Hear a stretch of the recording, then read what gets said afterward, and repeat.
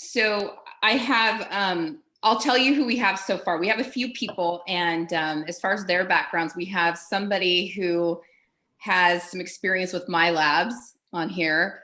And then we have we have a couple who are from Sedona. They're actually going to be my guests in February. So she's a psychic medium and an intuitive healer. And then her partner is actually working with like the global financial reset, and he works with like the 7 seal codes. He's been to Egypt several times and stuff. So I heard the global financial reset is supposed to be happening in the next couple months. Amazing. There's so many things dealing with that. And then I actually have a participant on who has been in Blackwater before. So black ops and special ops with the Navy. So some Talk very to you guys, then not me. They're the ones to question. So I'm sure they're going to come up with some really interesting questions, since you have so much experience with documentaries, with all of these conspiracy theories, and you have things that you talk about that are so interesting on RT. What do I know, man? I know nothing. You're right. So, I'm going to have them with the chat box, kind of ask some questions real quick, but let's go into that real quick. Let me like go into the chat box and just make sure that we're seeing all of that. So, all right, my guests, go ahead. Let's go ahead and ask away. Yeah, let me check for the raised hands real quick. But to start off, one of the questions that I got actually last night before we even started this is, have you encountered people who have asked you how they should even start their spiritual journeys? And I know you've done a lot with sacred breath and the heart space and all of that, but how should somebody even start with their guided journey? I like it. You know why? Because to me, it's just the irony of the question is that we actually started the spiritual journey long before we were born. And so the irony is, of course, is at what point do you actually recognize that you're a spiritual being? That's, I think, the real question. And if you're asking the question indicates that you have some inclination of being a spiritual being. So you've already begun the journey of rediscovering. That's really what it is. It's Plato. Plato said it a long time ago, right? This whole notion of it's not about learning, it's about remembering, right? We have to actually remember. And what is not essential, we actually have forgotten because it wasn't essential to our soul. What we are attracted to in our life, if we ask ourselves, like, am I attracted to this, or why do these patterns keep coming up for me? Why do these, certain themes, certain subjects that I attract in my world, like, why is that? And there would have to be some soul connection, for better or for worse. Not all the patterns we create are good, right? We create a lot of bad patterns, addiction patterns, patterns of being, sort of around people that can be anything from, negative, let me say negative, but essentially obstructing our path, distracting us, setting us sort of like in a bad state of feeling about ourselves or thinking. And so if we recognize those patterns, then we start to say, well, why is it that we're conjuring that? Why are we creating that? And we have to go back to who we want to be and start to basically create the conditions around ourselves to say, well, look, this is actually how I want to live my life, in which case I have to surround myself by the thoughts, the people, the activities, the objects that are going to achieve that path for me. And then, essentially, look, everything is spiritual because matter is just a bunch of electrons and, particles floating around rapidly. So it, appears to be solid, but really we don't know much about the actual nature of electromagnetism or light or, sound and vibrations. We just, we can measure these things. We don't actually know what they mean. So really it's all just a question of spirit and how we imbue meaning to this existence. That's what spirituality, I guess, is about. It's just about giving meaning to the patterns and the themes and the stories that surround us. What about bleed throughs and memories? You brought up the fact that, our spiritual journey has begun long time ago, before even this reality or dimension that we're in. So have you had bleed throughs, or has anybody who they've approached you say, Oh yeah, I'm getting bleed throughs from other dimensions all the time, or when I astral travel, I'm getting clues as to what I need to do right now here in this dimension, or what I've done in the past, and how do I handle that? Hmm. My first, I guess, bleed through, it's a good way to put it, came when I was about 18 or 19 in England. And I think I talked about it in the last program, I can't recall, but essentially like having like 2 or 3 days of just pure not being here. Like it felt like I was in a vivid, like a lucid dream, but I was awake and I was basically just like seeing another reality that was not here physically, but I could see it in my head and I could hear it. And it was, I guess you could say it was like a bleed through a different timeline, a different time and space that my soul probably lived through. And the interesting thing is that there is no past really. The more I think we come to the realization that the timelines and the so-called past is all because of the nature of vibration. Our consciousness may not be experiencing it, but doesn't mean that it's actually finished. It's just happening in a parallel. Like there's almost like a simultaneity to all things. So these different timelines are actually, they all resonate based on the feeling. That's why, like, in a moment, I believe we can actually change the past as we change the future by shifting our perception, beginning with our emotional approach to reality. Like, how do we actually perceive? And if we shift our perception from, a place of fear and separation and anger, resentment, to a place of forgiveness and love and understanding and essentially owning or being responsible and saying, look, I am responsible for all of this, all manifestation, all creation comes from me, then all the timelines start to converge because everything actually comes from one universal heart, one universal source, universe. It's united, it's one. So from that oneness, all timelines are manifesting and emanating, and they're all curling back upon themselves at the beginning and end. But that moment is really something that we have to experience, I suppose, in ourselves at a certain point of awareness to then become more masterful in our ability to live and become manifestors of the reality that we really want, as opposed to the one that we've been hypnotized by being in somnambulic states of basically sleepwalking, not being conscious, not being in tune with our soul, thus living other people's dreams and realities that have been put here by our other masters. We become the master ourselves. Right. Another participant we have on is Allison Coe. She's a quantum healing hypnosis therapist. And she talks about how people can also influence those timelines. There's free will, of course, our own free will, but actually people in our sphere or spiritual cluster spirit families can influence our own timelines. And those intentions that they have, even for us, may be able to influence us. What do you think about that? Oh, of course. I mean, well, just think about it, even the basic notion of influence. I mean, if I'm sitting, if I say to you, I like your hair, it's going to generate an emotion.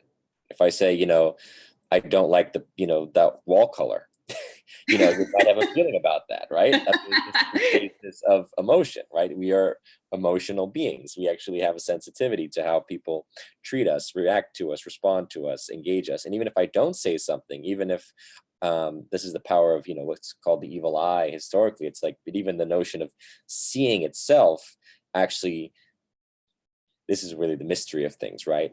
How is it that if I look at someone, they can feel that? Are my eyes sending an impulse of light, or is it really just there's a resonance, because everything is really just resonance patterns of like my eye picking up the resonance of your being. You sense that something is watching you because of resonance. Otherwise, how else do you explain it? How can you explain my eyes they're not sending light to you that you can sense me looking at you? So how is it that you can feel it? There has to be some level of resonance. So we are, of course, resonant with our surroundings, our environment, the people, especially we surround ourselves with, spend time with. But then there are others who cast stuff upon us that this is where the essence of like magic, black magic comes from this, right? The idea of resonance. So it's like why they create a doll, a voodoo doll. Well, it's a resonant of you. And all it takes is some aspect of your DNA, your energy, whether hair or blood or whatever it may be. Now I have a doll that I can basically manipulate, and through sympathy, you know, you and the doll, you may start feeling things. That's just one expression of magic, but there's any number of things that can be cast upon you. So really, we are all sharing this oneness. There's no way of avoiding that. All we can do by saying becoming more masterful is to come, I think, to a space of more forgiveness and essentially like a lightness of being that you, it's just like you essentially just like you, these, the heavier feelings and emotions that can still exist pass through you more rapidly because you're becoming an alchemist. You're transmuting those darknesses more quickly. You're empathizing more readily. You're in a place of laughter and joy more quickly than in a place of sorrow and despair. Absolutely. We were just talking about my friend and I, who's the health intuitive and psychic medium. We were just talking about telepathy, actually, and in our astral travels, that how there's so much telepathy with others. And she was talking about how she believes it's the language of emotion.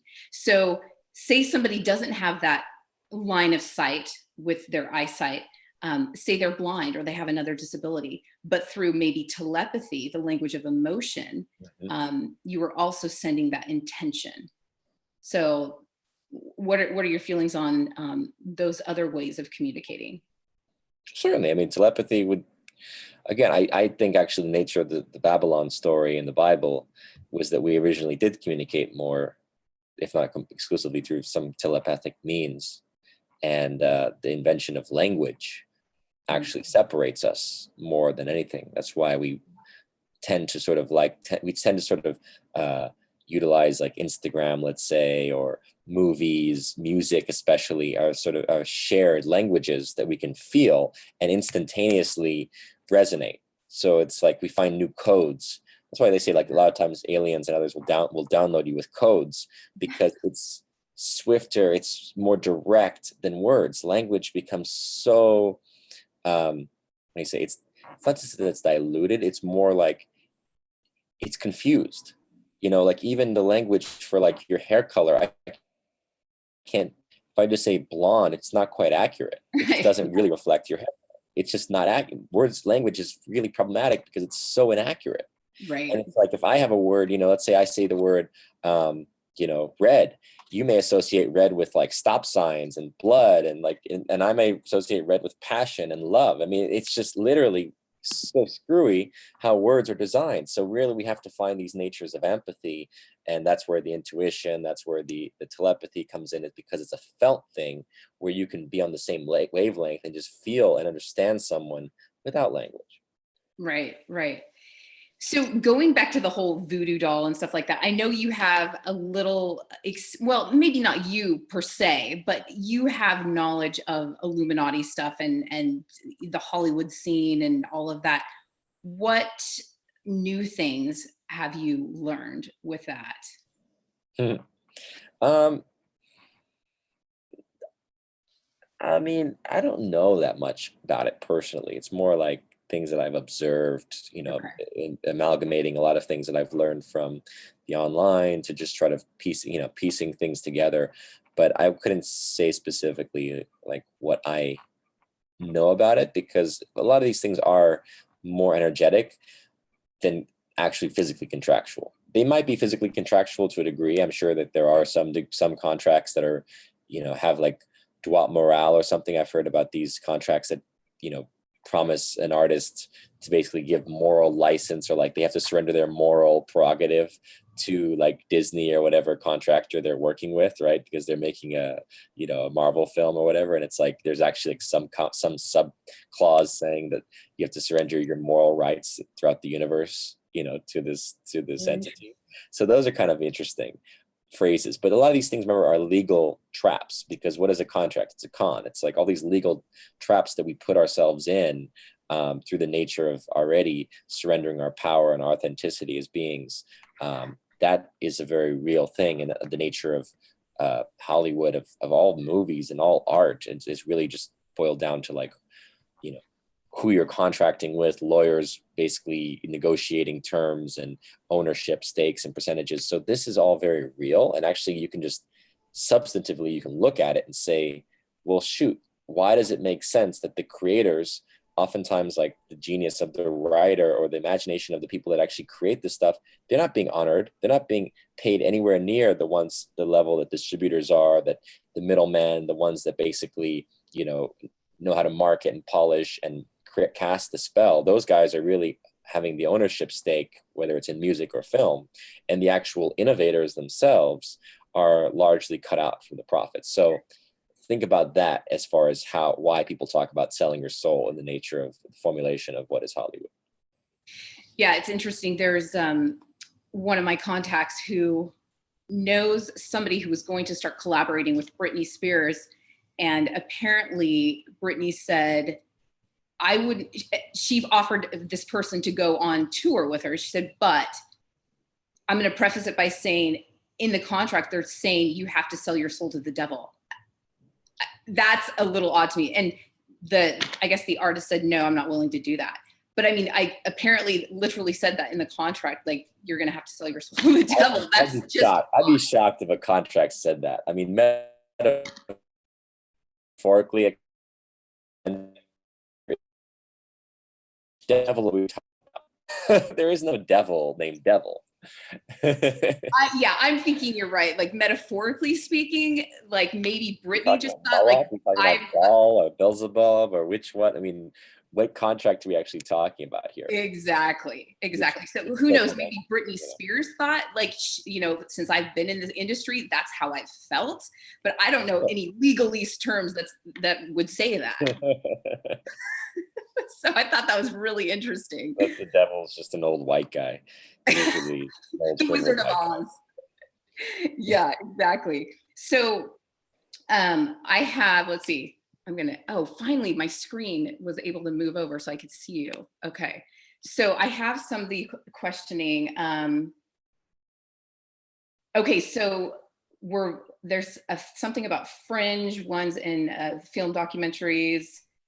Okay, so as far as, metahuman, I couldn't find anything on the documentary that you talked about. So tell me a little bit about that. Yeah, actually, we aired it on RT on New Year's Eve. Okay. Parts. The thing is that we haven't released it yet on the RT site. So that's why it hasn't, I would share it once it's out. Like I'll share it on social media and then people can see it on the RT site, and I'll probably share it on my YouTube channel as well. Oh, perfect. Okay. Can you give people a little synopsis about? Sure. Yeah, that would be great. It's about everything. Nice. That's the problem. It's really about consciousness. I mean, essentially, Deepak Chopra is our narrator, let's say. The majority of the interviews are with Deepak. We also feature some neuroscientists, a filmmaker, Brett Leonard, who did Lawnmower Man, who's very visionary sci-fi director, a couple of authors, and essentially, what we're talking about in the documentary is just saying, listen, consciousness is all that exists, and we try to express it as like the brain and awareness in the brain. But what it is to be human, essentially, because consciousness is all that exists, is going to shift dramatically in this century because of the upgrades that we're doing as humans to ourselves, whether it's our virtual interactions, the fact that my consciousness is now able to see into your room right now and to get glimpses of information from around the world instantaneously. So that's completely a different realm of consciousness than 100 years ago. So the realm of awareness is how do you say, it's metastasizing, and the windows of reality basically are expanding. Portals, you could say, to other realms and dimensions are becoming more tangible. And then simultaneously, you have the upgrades physically to human existence, from everything from stem cell research to the potential of altering DNA and genetics. And then beyond that, the brain. At what point will the brain itself become let's say computerized, mechanized, be able, I don't think that the soul can ever be mechanized, but I think the idea of data and information basically can be translated to chips, can be translated to even storing data. They wanted to store data in DNA itself, actually, as a storage mechanism has been discussed. So again, if you look at reality of information as data and bits, all this is translatable and replicable to computers. But to me, there's a distinct difference between information or facts and knowledge and wisdom, right? Knowledge and wisdom come with an actual soul, an actual conception of purpose, meaning, experience that can actually, formulate these things and know what to do with them. Because otherwise, if I give you facts, a fact is really just, it's irrelevant unless you can put it into context of what do you want to do? What does it actually mean? What does it actually matter? How do you actually apply it? What do you want to do with it? So that's what's kind of missing in a lot of these dialogues that's going on between the transhumanists, the guys that just want to upgrade humans, which I'm all about. Like, yeah, humans are not the last form of evolution that we are bound to become, but how we actually get there, what we actually achieve in the next evolution, the metahuman reality, is going to be very much about where our consciousness as individuals takes us. What do I want to experience? For me, I don't need to experience, being implanted with chips and being turned into like some, sex bot. Yeah. Oh my God. Yeah. That's what they will become. Oh my They'll gosh. become, they'll merge their minds with Google, and they'll just become like, I don't know, just there'll be some kind of, nerds that kind of like spy on people with, computers, and just live out their fantasies in that direction. And for me, I hope that this will actually give us more access to the spiritual domains beyond our physical reality, to communicate with each other, to share wisdom and knowledge, and to help basically raise the overall vibration, of humanity, in a sense of coming together in love and desiring to like build worlds on other planets, and basically promote the growth of this earth, to basically heal it, to have more environmentally friendly and sustainable cities, and relationships, to growth and nature and everything. So I think all of these are different worlds that are going to be in existence very soon, and it'll just be a question of which reality you want to live in. Yeah, I love it. Sounds like the book, choose your own adventure book type of thing. Yeah, that's I love what it is. Exactly. And I love the fact that Deepak Chopra is going to be narrating. I love him. Well, I mean, he's not the narrator, but he is basically the staple. Like, I start and end every section with him. He's really like the main interviewee, and Okay. so he's essentially the narrator of this journey. That's my point. Nice. Yeah. Love him. Okay, I know you have to go, but I have Yeah. a couple questions. Uh-huh. Okay, for you real quick. Okay, so my guy from Blackwater, he asked, what is your opinion on the whole measles outbreak? So here in the Northwest, here Yeah. in Washington and Oregon, all of a sudden there's just been this outbreak of measles, but yet Eli Lilly is somehow connected to it. Like, oh yeah, we want to make these vaccinations. And it's almost like this conspiracy theory. Like, how come all of a sudden there's like these measles outbreaks? And like in Clark County, Washington, 22 to 30 cases suddenly. Listen, I'm not the guy to ask, but I would say whenever there is an outbreak, an epidemic, you have to be suspicious. You have to be skeptical. But I really don't have any like insight myself. Okay. Next question. As far as collaboration with subjects in new forms of media, any ideas who you might want to collaborate with, or on new forms? New forms of media. Well, I'm definitely, excited about the possibilities of virtual reality storytelling. But it's not just new; it's old media too. Like, I love the idea of doing plays. I love, the basically that we're becoming more and more creative. It feels like even despite the overindulgence of realities and creativity, you could say, that's going on now, because everyone is making TV shows and everyone is able to make movies, and you don't have enough time, obviously, to watch nearly a fraction of the content that's put out nowadays, right? YouTube videos, I mean, you name it. There's just how many, I don't even know how to quantify how many hours of footage, of material media is put out. It's insane. But, in a sense, like, it's all these forms are new media. This is new media. So I just go wherever, what the universe guides me to, in the sense of the opportunities that arise and the projects that I'm guided to make. And I'm obviously, open to collaborating with people that are, have good ideas and are inspired and imaginative, and, basically want to serve the collective good, let's say, the source, bring us back to source, to ourselves, to our truth. Awesome. And last question, Sean. Okay, so this comes from a gal named Lori, and she says, what are your thoughts about quantum healing? I just completed a 16-week course and came away with so much more. So quantum healing. Honestly, I haven't done quantum healing. I'm sure I've heard people are very effective with this, some that can remotely heal you from like phone calls and whatnot. And again, because it's all resonance, and I, very much believe in magic and the power of being able to like utilize, how do you say, resonant vibrations to heal. I have no power that some people are basically masters in the etheric fields and astral realms, basically to be able to like remotely heal you. But as far as my experience with it, I haven't personally done any quantum healing. Well, I love your answers. I love chatting with you, and your interview. I've gotten it's only been out for a day, but I've gotten so much positive feedback, and it's really already changed people's perspective on things. So thank you so much, Sean. You're welcome. Well, send it to me. Make sure I get it, because I want to post it on my Facebook and yes, Twitter and all that. It was one of, honestly, I know I'm biased, but it was one of the most amazing interviews. It really was. My pleasure. Well, thank you for having me. And, absolutely. Tell everyone hello, and I want to hear more about the global reset. Yes, absolutely. Right. I'm going to get you guys together. Okay, perfect. Okay, have a wonderful day, and I'll talk to you soon. Awesome. Thank you so much. Talk to you then. Thanks, okay, Jess. bye-bye. Bye.